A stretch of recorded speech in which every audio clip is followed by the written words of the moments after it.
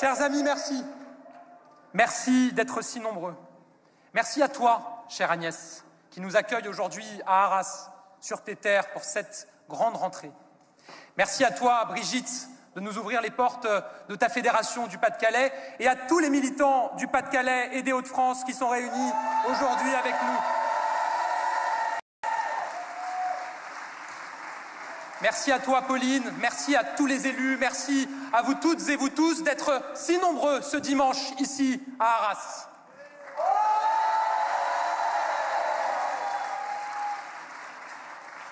Mes chers amis, tout au long de ce week-end, certains m'ont demandé pourquoi j'avais voulu qu'on se réunisse ici à Arras.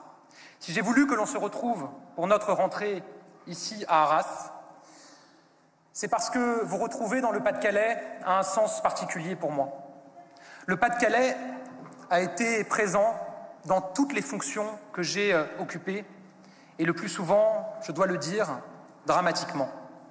Ce sont des noms que rien n'efface, des mots qui restent gravés, des visages que vous n'oubliez jamais.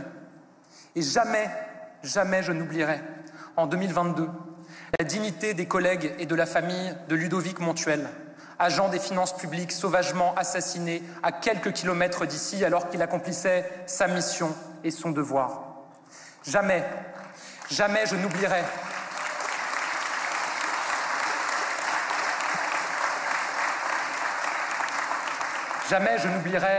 l'horreur et le choc des collègues et des élèves de Dominique Bernard, victime du terrorisme islamiste à quelques minutes d'ici au lycée Gambetta.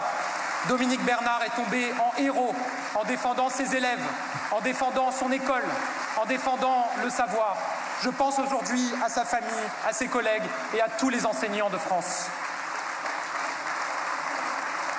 Jamais, jamais je n'oublierai l'émotion des victimes des inondations du Pas-de-Calais. J'étais Premier ministre depuis 15 minutes à peine et j'ai pris la route pour aller à leur rencontre, à la rencontre de femmes et d'hommes qui avaient tout perdu et qui voyaient les eaux emporter leur maison, leur vie, leurs souvenirs. Je leur avais fait à l'époque une promesse, revenir. Revenir chaque mois tant que je serai à Matignon, revenir chaque mois pour garantir que les résultats soient là. Et je l'ai fait. Chaque mois, je suis revenu à Blandec, à Clermarais, à Montreuil-sur-Mer, à Saint-Étienne-au-Mont ou encore aux attaques dans le Calaisis.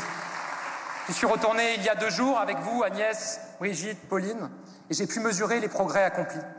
J'ai pu mesurer que d'ici à l'automne, 85% des travaux que nous avions ordonnés avec mon gouvernement pour que de telles inondations ne se reproduisent pas auront été réalisés.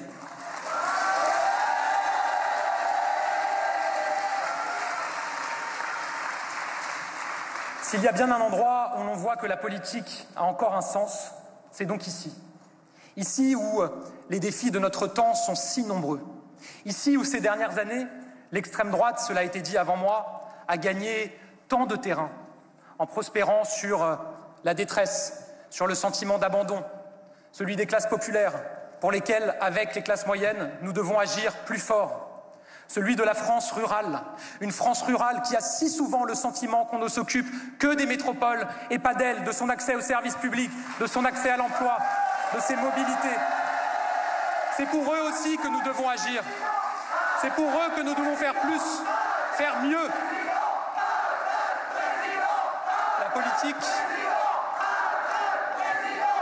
La politique, ce sont d'abord des actes. La politique, ce sont des paroles qui doivent toujours être suivies des faits. La politique, ce sont des vies qui doivent changer. Et pourtant, depuis 1 an, la politique a montré le pire des spectacles. Oui, de 1 an, on ne parle plus que de calculs et plus jamais des problèmes des Français. C'est pourtant pour régler les problèmes des Français, pour régler ces problèmes que nous nous sommes engagés. Et nous savons ici, nous savons combien la situation politique actuelle menace tous les acquis, et ils sont nombreux des 8 dernières années. Oui, nous avons réglé tant de problèmes. Oui, nous avons bâti tant de progrès. Oui, avec le président de la République, nous avons mis fin au chômage de masse dans notre pays. Nous avons engagé la réindustrialisation du pays. Nous avons agi pour l'attractivité de notre économie. Nous avons redonné à la France sa puissance et sa voix en Europe et dans le monde. Nous avons permis la résilience face aux crises. Aujourd'hui, face à l'incapacité des partis politiques à travailler ensemble, face aux outrances des uns, aux oukases des autres, les Français nous disent qu'ils n'attendent qu'une chose, que le chaos cesse, que le volume baisse, que la France se redresse. Il faut être lucide. Il faut être lucide. Ces Français en viennent à attendre 2027 avec impatience. Ils attendent 2027 avec impatience pour tourner une page, celle du chaos, celle des vieilles recettes du passé, celle des vieux schémas, des vieux réflexes. Ils attendent 2027 pour mettre fin au jeu mortel de ces formations politiques qui continuent de semer la division et d'entretenir le chaos à longueur de journée, pour enfin renouer avec de grands projets. Ils attendent 2027 avec impatience, non pour le choix du pire, mais pour réussir. Tant de Français attendent, espèrent que 2027 sera le grand ressaisissement qui leur permettra de retrouver espoir. Mais en ce qui nous concerne, penser à cette échéance n'a de sens que si nous agissons pour le pays tel qu'il est aujourd'hui. Oui, je le dis, avant 2027, il y a 2025 et nous avons le devoir de réussir pour notre pays. Je le dis le plus solennellement du monde. Aucun d'entre nous ne souhaite le chaos. Nous ne serons jamais de ceux qui déstabilisent, de ceux qui bloquent, de ceux qui empêchent. Nous serons de ceux toujours qui cherchent le compromis, non par stratégie, mais par devoir, car nous n'avons pas d'autre choix. Il serait plus commode de faire comme tous les autres, certains à droite qui disent qu'ils ne veulent pas travailler avec la gauche, certains à gauche qui disent qu'ils ne veulent même pas discuter avec la droite, et les extrêmes ne veulent qu'une chose, tout casser. Mais nous, mes chers amis, nous ne sommes pas comme les autres, et nous ne serons jamais comme les autres. Nous ne jouons pas l'avenir du pays au dé comme le font certains. Nous assumons de tendre la main aux forces politiques. Chers amis, je vous le dis ici et je le dis clairement. Nous aiderons le Premier ministre Sébastien Lecornu, dont nous connaissons le talent, l'expérience, la confiance et la conscience de la gravité, à réussir. Je veux ici, avec vous, l'encourager et lui dire que nous serons à la hauteur dans ce moment historique pour notre pays. Car après presque 1 an et demi maintenant d'échecs, plus personne n'a le droit à l'erreur, et surtout pas nous. Il faut être lucide. Les Français n'écoutent quasiment plus les politiques, tant ce petit monde leur semble tourner à vide. Si nous voulons qu'ils nous écoutent à nouveau, il faut leur dire la vérité. Ne jamais nous enfermer dans le déni, regarder la réalité en face. Depuis 1 an, nous dénonçons l'irresponsabilité des oppositions qui refusent de rechercher la stabilité pour le pays. Et je crois que nous avons raison de le faire et de le dénoncer. Mais nous ne sommes pas audibles si nous ne reconnaissons pas la réalité. L'origine première de cette instabilité, c'est la décision de dissoudre l'Assemblée nationale.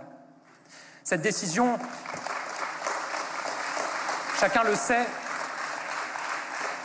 je m'y étais opposé.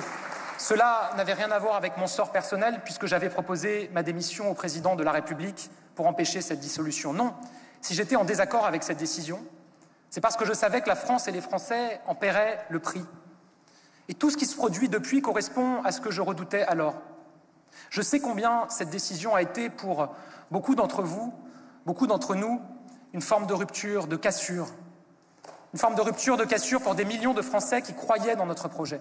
Je le sais, car j'ai été aux côtés de chacun d'entre vous. Partout en France, pendant cette campagne, j'ai tenté d'aider du mieux possible ceux qui se battaient pour nos couleurs dans un moment qui a été un moment terrible pour notre famille politique.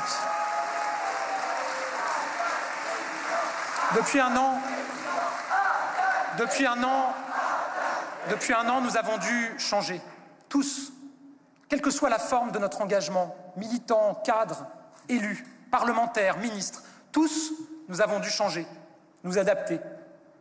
Depuis 1 an, j'ai décidé de prendre du recul, de prendre du temps, de moins réagir à l'actualité quotidienne, de ne pas ajouter du bruit à la fureur du moment. Depuis 1 an, j'ai réfléchi, travaillé, écouté pour comprendre pourquoi le lien si fort que nous avions tissé avec les Français en 2017 menaçait de se briser totalement. J'ai voulu tirer les leçons de mon engagement, de plus de 10 ans comme élu local et de 7 ans comme membre du gouvernement jusqu'à Matignon, au cours duquel j'ai pu voir ce qui fonctionne et toucher du doigt ce qui ne fonctionne plus dans nos institutions, dans notre modèle économique et social, dans la relation entre les Français et nous, leur politique. Mais surtout, avec vous, j'ai réfléchi à l'avenir de notre pays, réfléchi aux solutions pour cette France, la France que nous avons en partage et que nous aimons tant. En prenant la tête de notre parti, je vous avais fait une promesse, celle de ne pas être un parti comme les autres. Je vous avais fait la promesse d'être libre. Oui, d'être libre. Et depuis un an, c'est en femmes et en hommes libres que nous nous sommes retroussés les manches, que nous avons travaillé, que nous nous sommes mobilisés, que nous n'avons compté ni nos jours ni nos heures pour tenter d'être à la hauteur.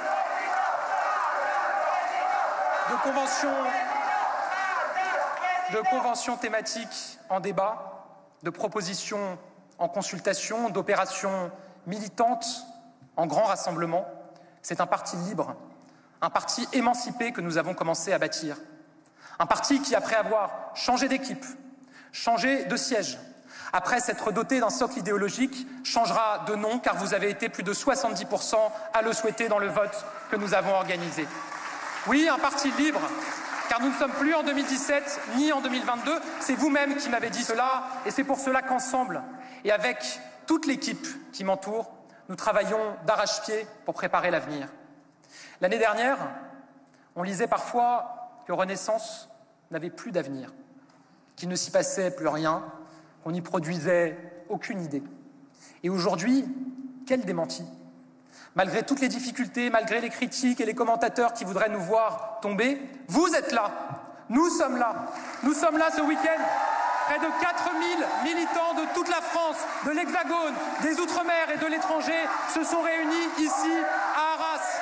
Chaque jour, plus de 120 parlementaires, 35 000 adhérents font vivre un parti, construisent un projet et dessinent un avenir. Chaque jour, ce sont maintenant plusieurs centaines de pilotes municipaux qui préparent les prochaines élections municipales partout dans notre pays. Avec vous, avec chacun de vous, ils mèneront campagne, sous nos couleurs ou sur des listes de rassemblement. Nous savons que l'enracinement local est clé pour une famille politique et qu'il est clé pour le pays. Et nous savons qu'il met du temps à être construit. Alors nous allons le forger, commune après commune. Nous le ferons avec humilité, conscients de la mission devant nous, mais nous le ferons avec détermination. Et nous nous battrons, je le dis ici, nous nous battrons avec vous pour avoir en mars le plus grand nombre possible d'élus locaux qui partagent nos valeurs, qui partagent nos priorités et qui veulent s'engager dans leur commune.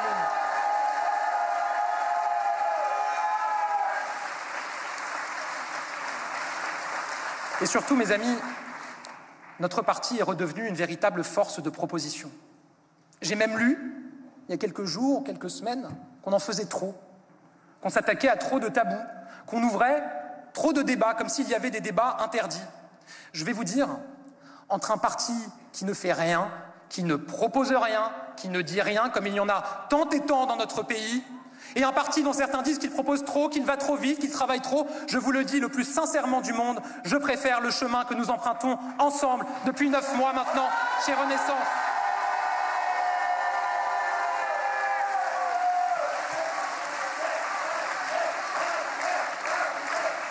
Car dans 1 an et demi, en 2027, aura lieu l'une des élections présidentielles les plus importantes de l'histoire de notre pays. Et je le dis comme je le pense, il serait criminel de ne pas préparer le projet que notre famille politique devra présenter aux Français le moment venu. Et donc, j'assume, oui j'assume, que nous préparions dès aujourd'hui un projet de changement profond pour les décennies à venir.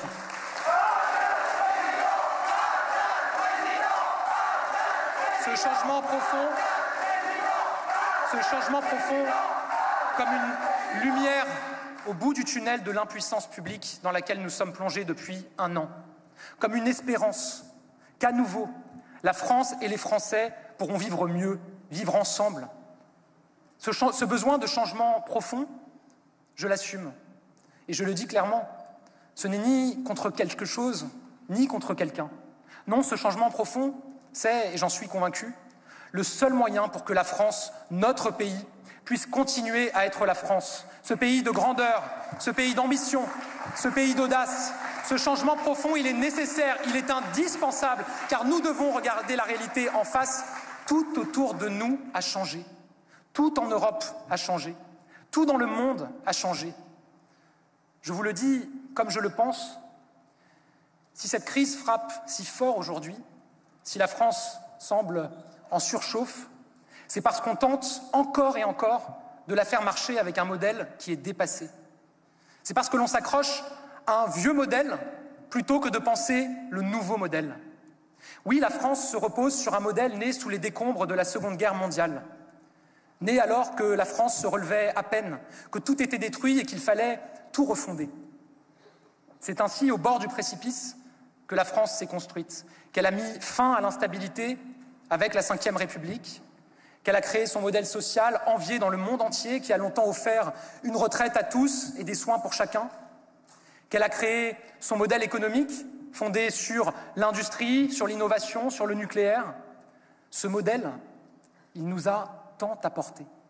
Il a libéré notre potentiel, il a permis à la France d'éblouir le monde avec le TGV, avec le Concorde, avec le nucléaire. Il a soigné des millions de personnes, offert l'éducation pour tous, fait des services publics la pierre angulaire de notre société. Il a fait de la promesse républicaine une réalité, permis à chacun de prendre son risque, car il savait que s'il trébuchait, la République serait là pour l'accompagner.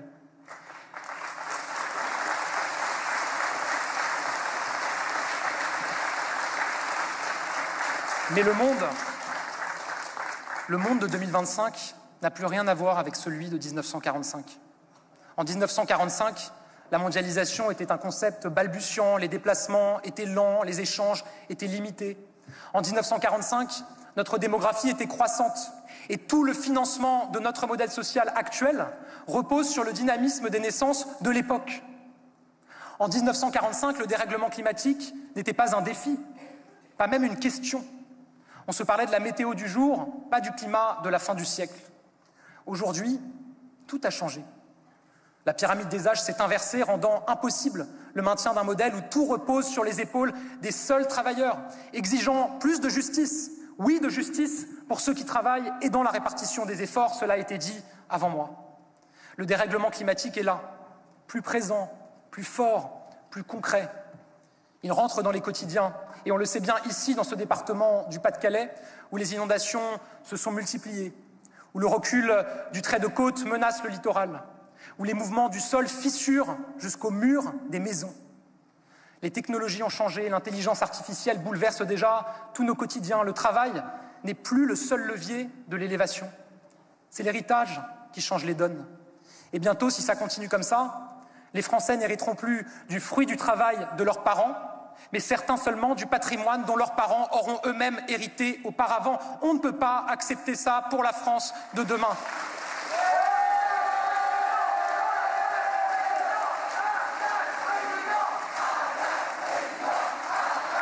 Les équilibres géopolitiques, eux non plus, n'ont plus rien à voir. L'Europe s'est construite et en même temps, elle ne peut plus prétendre être au centre du monde. Le rapport à l'ordre, à l'autorité, aux droits et devoirs n'est plus le même, tant nous voyons la délinquance se transformer, se rajeunir, se radicaliser. Oui, la réalité est là. Notre modèle ne tourne plus. Évidemment, des réformes, et certaines majeures, ont été conduites ces dernières décennies, et encore ces dernières années. Elles ont permis de maintenir un modèle, un système, pendant longtemps. Mais la France de 2025 ne peut plus avancer avec un modèle de 1945. Nous vivons un grand désalignement et c'est ce grand désalignement qui est la cause de toutes les frictions profondes de la société française aujourd'hui. Et à la fin, les Français ont le sentiment de stagner. Ils ont le sentiment de perdre le contrôle. Alors, pour y arriver, mes chers amis, l'heure est venue de nous réinventer. L'heure est venue de reconstruire, de tout reconstruire. Tout a changé, alors tout doit changer. Cette nécessité d'un changement, elle est là. Et je crois en réalité qu'elle est très largement partagée sur l'échiquier politique si vous écoutez l'ensemble des responsables politiques. Mais il y a une grande différence. C'est que nous Nous voulons refonder le modèle de 1945 pour la France de 2025, quand certains veulent faire retourner la France de 2025 en 1945. Leur grand changement, c'est un grand retour en arrière. Et nous ne sommes pas nostalgiques. Nous ne sommes pas nostalgiques comme eux. Nous ne croyons pas qu'il faille revenir en 1945. En 1945, quand les femmes n'étaient libres ni de leur conscience, ni de leur corps, autorisées à voter depuis à peine 1 an, mais encore interdites d'avoir un compte en banque ou de recourir à l'IVG. En 1945, quand l'Europe était encore un rêve qui semblait inaccessible, balbutiant sur les plaies de la guerre. Face à ceux qui veulent une révolution réactionnaire, nous, mes chers amis, c'est un chemin d'espoir que je vous propose de construire. Ce que nous devons proposer aux Français, c'est une nouvelle République. Oui, une nouvelle République. Une nouvelle République où tout sera refondé. Mes chers amis, j'assume d'être venu aujourd'hui vous parler d'avenir. Oui, d'avenir. Dans les 18 mois prochains, si nous devons tout faire pour débloquer la France, garantir la stabilité des gouvernements, nous devons impérativement continuer à parler d'avenir. Car si nous ne parlons pas d'avenir, si nous ne parlons pas d'espoir, alors nous ne parlerons plus de rien. Oui, une nouvelle République est nécessaire. Une nouvelle République, d'abord, économique et sociale, où ceux qui entreprennent sont respectés et valorisés, et où le travail et la dignité seront au centre de tout. Dans cette nouvelle République, nous chercherons à construire, cher Gérald, je sais que cela te tient à cœur, tu en parles souvent, une France de propriétaires et d'actionnaires de leur entreprise grâce au développement de l'intéressement et de la participation à tous les niveaux.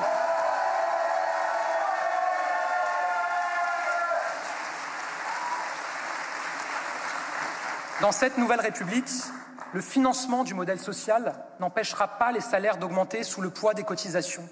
Le modèle social sera tourné vers un seul objectif, lutter contre la précarité en favorisant le travail et l'accès à l'emploi. La logique est simple. Avant de demander des efforts à ceux qui travaillent, faisons en sorte que tout le monde fasse l'effort de travailler.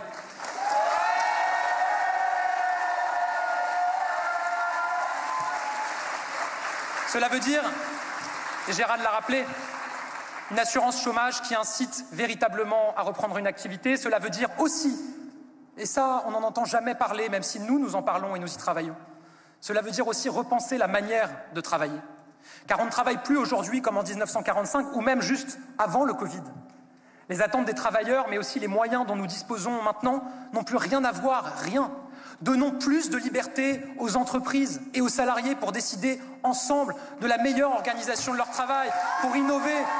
Ouvrons ces possibilités dans la fonction publique.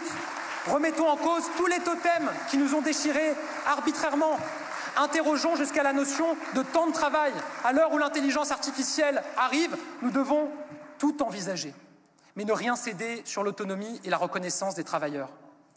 Nous proposerons de créer un nouveau système de retraite qui rendra archaïques les débats interminables que nous avons sur l'âge légal à 63 ans, 64 ans, 65 ans, 66 ans.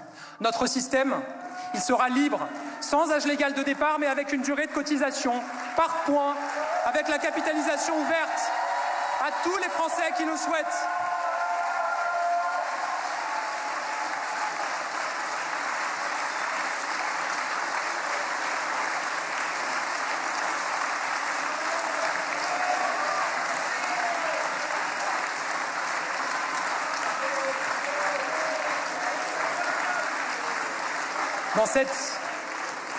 Dans cette nouvelle République, nous nous saisirons enfin de tout un continent caché de la souffrance humaine que la solidarité ignore encore trop souvent aujourd'hui. Je pense aux mères célibataires, Gérald en a parlé, je pense à la santé mentale ou à la lutte contre le harcèlement, car plus personne ne devrait souffrir, mourir d'être harcelé.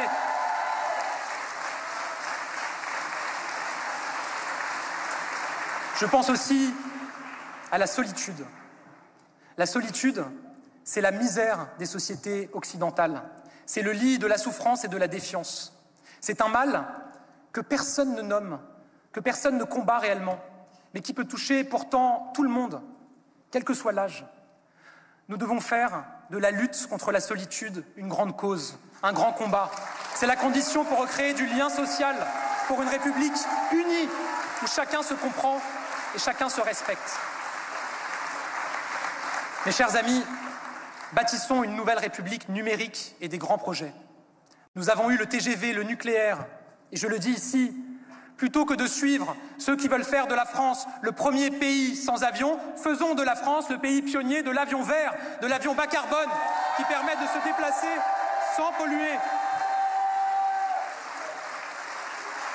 Il faut une nouvelle République numérique si nous voulons affronter le tsunami technologique, économique et social que représente l'intelligence artificielle. Je ne comprends pas pourquoi les partis politiques ne s'emparent pas pleinement de cet enjeu de civilisation. Les nations qui maîtriseront l'IA seront les nations qui maîtriseront le monde demain.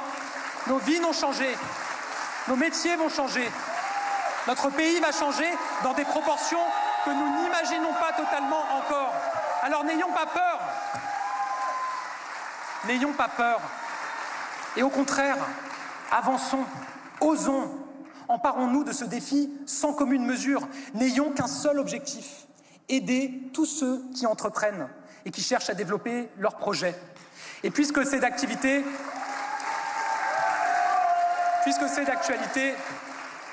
je veux dire que je trouve sidérant certains débats du moment. Plutôt que de nous demander, comme c'est le cas aujourd'hui partout dans l'espace médiatique, plutôt que de nous demander comment taxer Mistral, demandons-nous comment avoir un deuxième Mistral, un troisième Mistral, un quatrième Mistral, un cinquième Mistral. Certainement pas en créant des impôts supplémentaires, certainement pas en empêchant ceux qui veulent entreprendre de le faire, certainement pas en mettant des boulets aux pieds de nos entreprises qui font face à la compétition internationale. Et puisque je parle d'avenir, je te le dis, chère Agnès, notre nouvelle République sera aussi écologique. C'est le grand défi de notre temps et plus que jamais, pourtant, il est menacé par l'union sacrée de la droite et de l'extrême droite, unis dans le déni climatique et récemment encore pour chercher à interdire les énergies renouvelables. Nous ne renoncerons jamais à l'écologie, nous ne renoncerons jamais à agir pour la planète. Nous serons les artisans infatigables d'une écologie populaire, une écologie au service des Français, jamais contre eux. Une écologie qui donne des solutions, pas des entraves. Une écologie qui fait le choix du nucléaire et du renouvelable.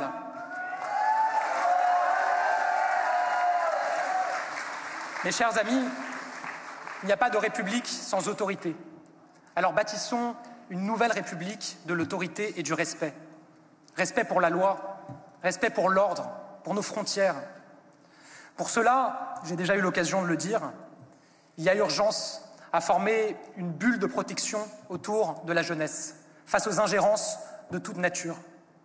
L'État a parfois oublié qu'il a pour elle un devoir de protection.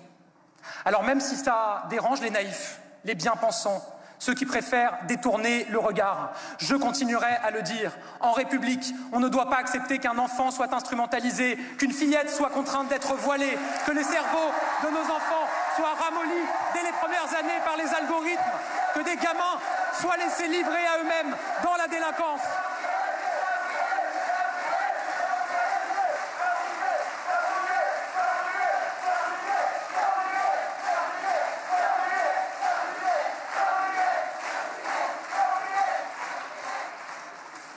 La plus efficace des préventions, elle passe par l'école, bien sûr.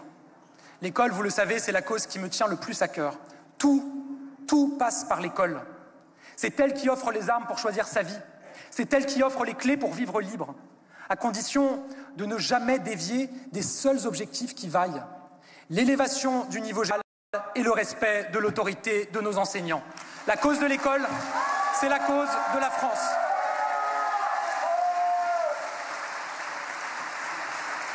La prévention, donc, l'accompagnement, le social, l'école. Mais il faut le dire aussi, être lucide. L'autorité, ça passe aussi par des règles plus fermes. Il faut être plus ferme que jamais, car je crois très profondément que le seuil de tolérance des Français a été très largement dépassé. Gérald, cher Gérald, d'abord merci d'être avec nous aujourd'hui, d'être présent.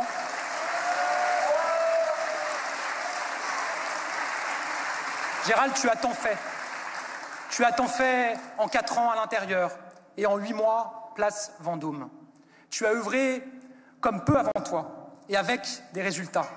Je le dis ici, nous accompagnerons évidemment la grande révolution pénale que tu proposes aux Français depuis la place Vendôme.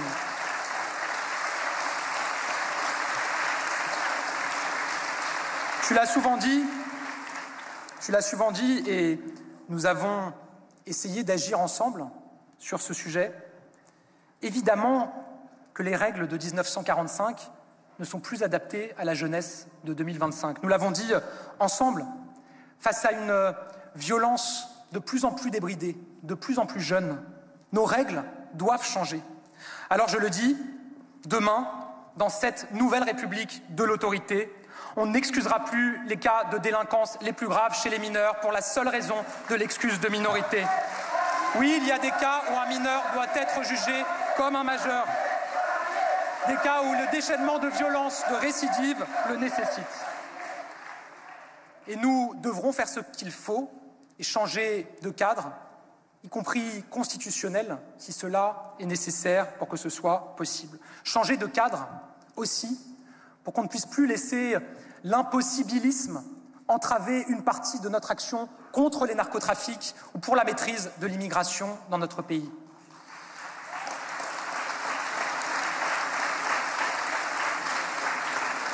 Sur l'immigration, je le dis clairement, je ne crois ni à ceux qui essayent de vendre aux Français une immigration zéro. Elle n'est ni possible, ni même souhaitable. Et je ne crois pas davantage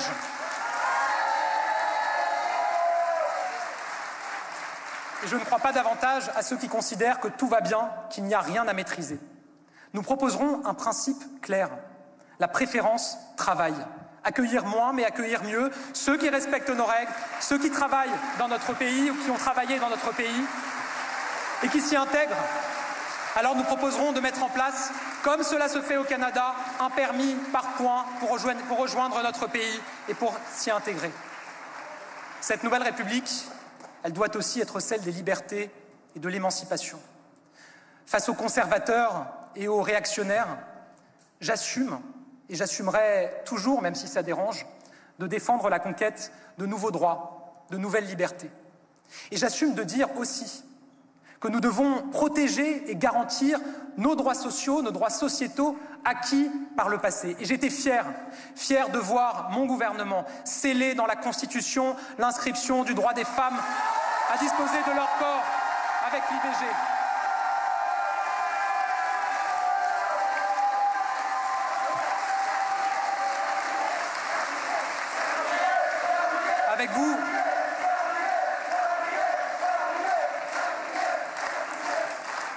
Avec vous, je veux aller plus loin. Face aux conservateurs et aux réactionnaires, dont les offensives n'ont jamais été aussi nombreuses, je formule une proposition dont nous débattrons ensemble et sur laquelle nous travaillerons.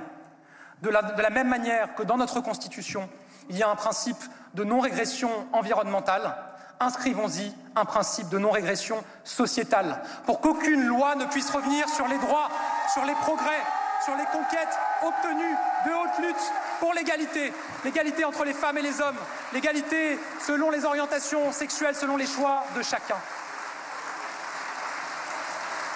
Réaffirmons sans cesse que dans notre République, la femme est l'égale de l'homme, un point, c'est tout. Dans notre République, on peut aimer qui on veut.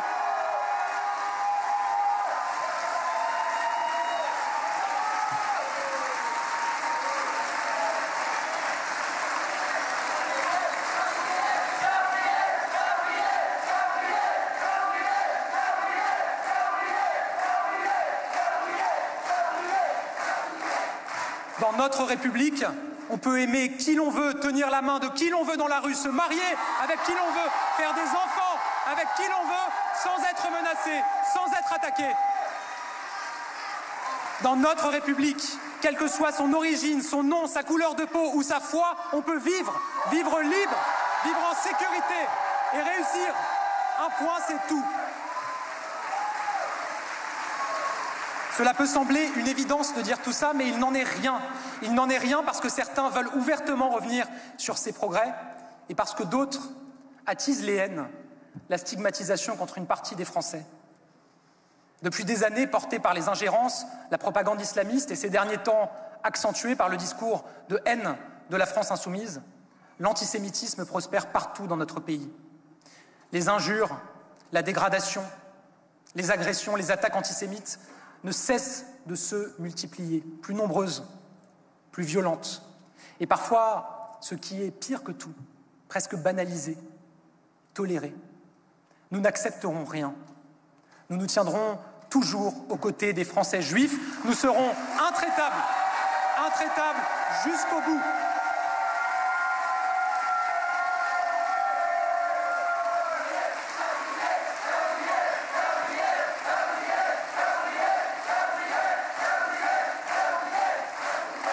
Nous serons intraitables, et je le dis aussi évidemment, comme nous serons intraitables contre les actes racistes, anti-musulmans, alimentés par les discours de l'extrême droite.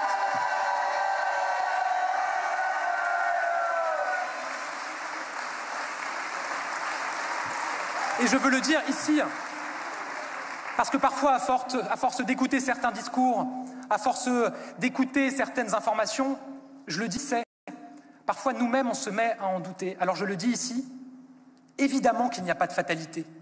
Évidemment qu'il n'y a pas de fatalité à voir la haine s'installer. L'histoire de notre pays, ce sont des quartiers entiers où athées, chrétiens, juifs et musulmans vivaient ensemble sans que jamais les religions ne les empêchent de se comprendre.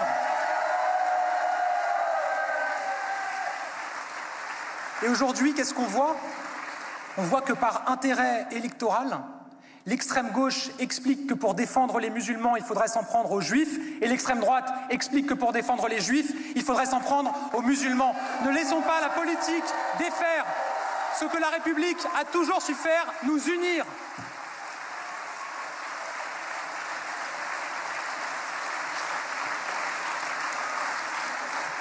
Enfin, cette nouvelle République, elle sera résolument européenne.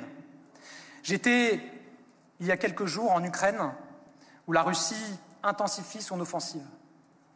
Ce que veut la Russie, elle le montre en survolant la Pologne et la Roumanie. Ce n'est pas seulement faire tomber l'Ukraine, c'est asservir l'Europe.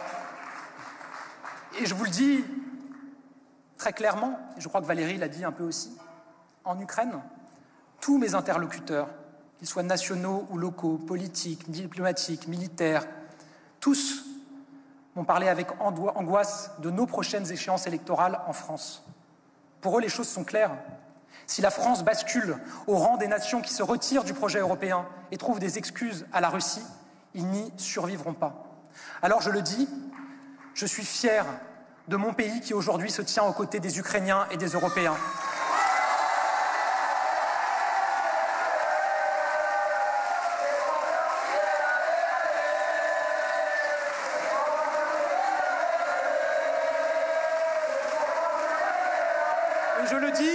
Je le dis aussi, j'étais très fier, il y a quelques jours, de voir le président de la République envoyer des rafales pour défendre le ciel polonais.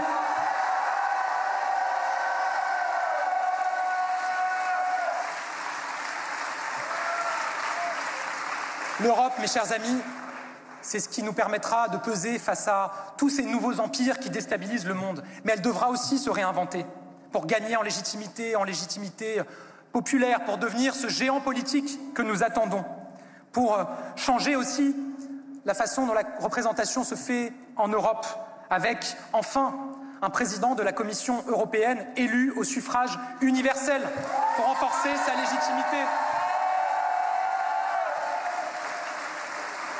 Chers amis, je suis lucide. Rien de tout ce dont je viens de vous parler ne sera possible si nous ne changeons pas radicalement notre façon d'exercer le pouvoir et la façon dont fonctionnent nos institutions. Car les Français voient bien que tant est bloqué, empêché, rendu impossible par tant et tant de contraintes. Il faudra donc aussi une nouvelle République démocratique. Trop souvent, nous avons cru que l'élection valait comme un blanc-seing et qu'elle suffisait pour oublier toutes les oppositions, pour ignorer tous les avis divergents, pour outrepasser les corps intermédiaires. Tous, nous avons fait cette erreur et nous devons avoir la lucidité de le reconnaître, y compris pour ces dernières années. En 1958, c'est un homme qui a sauvé la France et qui a rebâti nos institutions. Mais nous ne sommes plus au XXe siècle et le général de Gaulle ne reviendra pas. Alors cessons de croire au mythe de l'homme providentiel et acceptons de partager le pouvoir. Cessons de croire qu'une personne peut tout savoir et tout décider. Et oui, changeons enfin notre manière d'exercer le pouvoir. La France est un des derniers pays d'Europe à fonctionner sur ce modèle. Et pourtant, c'est justement les pays qui exercent le pouvoir différemment qui ont su mener le plus de réformes, alors que nous, aujourd'hui, nous sommes sans doute celui qui accumule le plus de difficultés politiques et institutionnelles. De 2 partis hégémoniques, notre vie politique est passée à 3 blocs et une dizaine de partis qui s'affrontent sans relâche. 3 blocs dont aucun ne peut être ou prétendre être majoritaire aujourd'hui et représenter une majorité de Français. Alors comment continuer à faire vivre nos institutions de la même manière ? En ayant été député, élu local, ministre, Premier ministre, j'ai observé et j'ai agi dans le cadre de notre système politique et institutionnel d'aujourd'hui. J'en ai tiré des leçons sur ses forces et surtout sur ses limites, sur tout ce qu'il permet et tout ce qu'il empêche. Alors depuis 1 an, depuis que j'ai pris ce temps que j'ai pris avec vous pour réfléchir, débattre et proposer, j'ai forgé quelques convictions sur le cadre de nos institutions et sur l'exercice du pouvoir. Oui, je le dis clairement, notre Constitution nous protège. Elle nous a permis de traverser tant de crises, tant de tempêtes. Mais nos règles, nos normes, nos lois, notre façon d'envisager l'action publique ne fonctionnent plus. Partout, on a voulu mettre du conflit plutôt que de l'apaisement. Partout, on a voulu mettre de la complexité plutôt que du bon sens. Partout, on a voulu, je parle ici des dernières décennies, interdire plutôt que de libérer. Alors changeons radicalement notre manière de gouverner. Partageons le pouvoir. Donnons plus de pouvoir à ceux qui veulent faire et moins de pouvoir à ceux qui ne veulent qu'empêcher de faire à tous les niveaux dans notre pays. Préparons-nous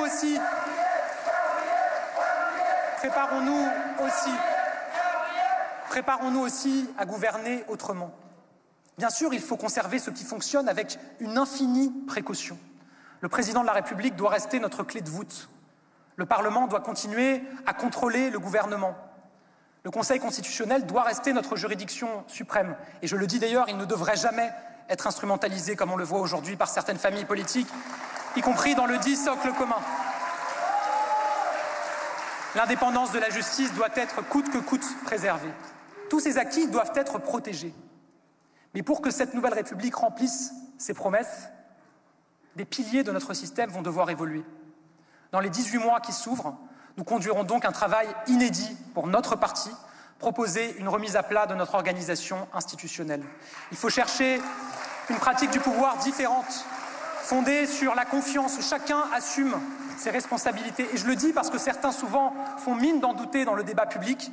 Je suis convaincu qu'on peut mieux partager le pouvoir et gagner en efficacité. Les deux à la fois, j'en suis absolument convaincu.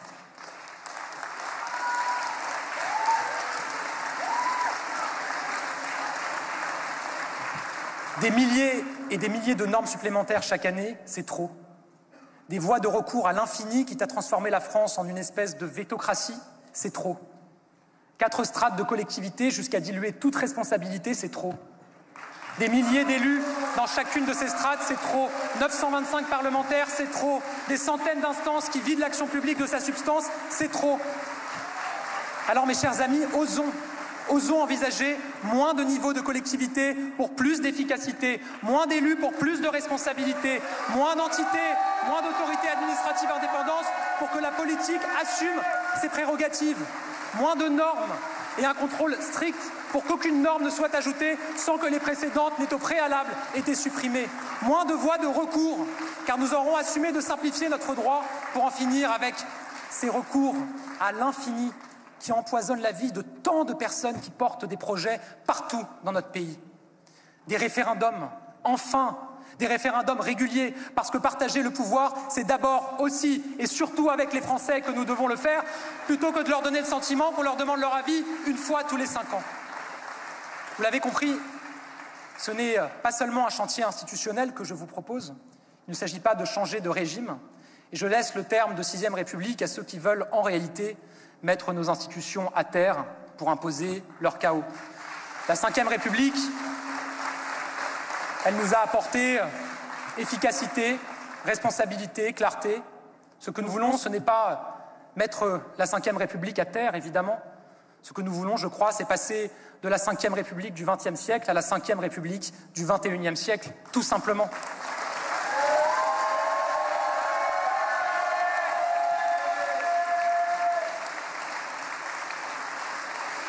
Mes chers amis, cette nouvelle République que je vous propose de construire avec les Français, ce n'est pas une collection de mesures. Ce ne sont pas des propositions que l'on additionnerait comme un tableau de chiffres que l'on remplirait. Ça doit être avant tout un souffle d'espoir et de liberté pour laisser respirer les Français, pour leur apporter la sécurité qu'ils demandent à tout point de vue, pour remettre en marche l'ascenseur social. Nous avons 18 mois pour tracer ce chemin, 18 mois pour poser les bonnes questions, 18 mois pour bâtir cette ambition, 18 mois de travail, 18 mois de terrain, 18 mois à écouter, à dialoguer, 18 mois à convaincre. Aujourd'hui, il y a des candidats qui avancent sans projet vers 2027. Moi, je veux faire avancer notre projet vers 2027.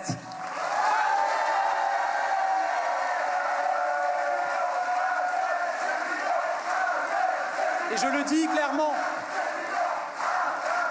clairement, une élection, quelle qu'elle soit, et beaucoup le savent ici, ce n'est jamais une échappée solitaire. Cette élection, elle viendra de vous, et d'abord de vous, et de la force de vos convictions. Une élection, c'est avant tout un rassemblement. Le rassemblement au sein de notre parti. Et bien sûr, vous en êtes toutes et tous les visages. Le rassemblement de tous ceux qui partagent nos valeurs, évidemment. Le rassemblement de ceux qui veulent vraiment renverser la table. Et je le dis clairement, dans une période telle, évidemment qu'avoir plusieurs candidats qui partagent le même projet, c'est la garantie de voir ce projet perdre. Mais à ce stade, je le dis aussi, je ne vois pas d'autres candidats ou je ne vois personne d'autre défendre un projet de refondation comme celui que nous sommes en train de construire. Alors nous n'avons aucune raison de ne pas nous engager pleinement, totalement et librement dans la course vers 2027. Et je n'ai aucun doute, avec ceux qui partageront notre vision, ceux qui choisiront le dépassement, ceux qui seront intransigeants avec les extrêmes, d'une manière ou d'une autre, nous nous rassemblerons. Avec ceux qui accepteront notre volonté de refonder notre modèle, de bâtir une nouvelle République, d'une manière ou d'une autre, nous nous rassemblerons, j'en suis convaincu. Et c'est parce que nous aurons un projet de société clair, ambitieux, radical, que nous pourrons desserrer la tenaille qui menace les Français, un choix dont personne d'entre nous ne veut, le choix, la tenaille entre le Rassemblement national et la France insoumise. Il n'en est pas question en 2027 pour notre pays. On ne pourra pas se payer le luxe d'un choix entre ces deux extrêmes au second tour de l'élection présidentielle. Mes chers amis, cette tenaille mortifère, nous allons la briser. Alors préparons-nous. Pour notre pays en 2027, défendons cette nouvelle République. Tout à la fois un idéal, un projet et une démarche. L'idéal d'une France qui retrouve sa place, d'une France qui se projette dans son époque et dans son temps. Un idéal dont nous ne dévierons jamais. Pas gérer, rebâtir. Pas adapter, réinventer. Pas attendre, agir. Mes chers amis, retournons sur le terrain. Retournons sur les marchés. D'ailleurs, beaucoup d'entre vous ne l'ont jamais délaissé, ce terrain. Allons dans les rues, au pas de chaque porte. Retournons auprès des Français. C'est notre place, c'est notre ADN. Montrons aux Français que nous sommes prêts à sortir le pays de l'ornière. Car, mes amis, s'il y a une chose dont je suis sûr, s'il y a une chose dont je suis absolument certain, c'est que la France a encore son mot à dire. Nous sommes la France. Ce pays où s'est forgée la liberté, l'irrévérence, le panache. Nous sommes la France, ce pays qui a connu l'occupation, la douleur et les larmes, mais n'a jamais courbé les chines. Nous avons encore les plus belles pages de notre histoire à écrire. Et aujourd'hui, nous sommes libres, plus libres que jamais. Et tous ensemble, nous y arriverons ensemble. Je le sais. Je le sens ici à Arras avec vous, je le sens partout où je me déplace. Nous y arriverons parce que nous ne sommes pas n'importe quel pays, parce que nous sommes la France, et que rien ne résiste au peuple français. Vive la République! Et vive la France!